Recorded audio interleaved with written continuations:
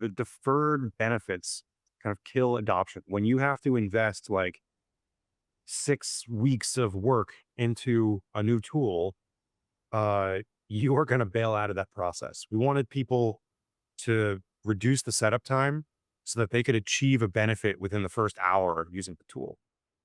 You don't want the first result to be mediocre. You don't want to confirm everybody's prior thinking that like, oh, this is useless. So we made copy pastable configurations, one command setup. We standardized them a tool chain, and we made sure the first experience was fast and good. And then I was the first person through the door.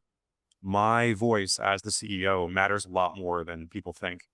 The passive 50% of the company that isn't sure if this initiative is going to be successful or useful, they're watching to see what leadership actually does, not what it says.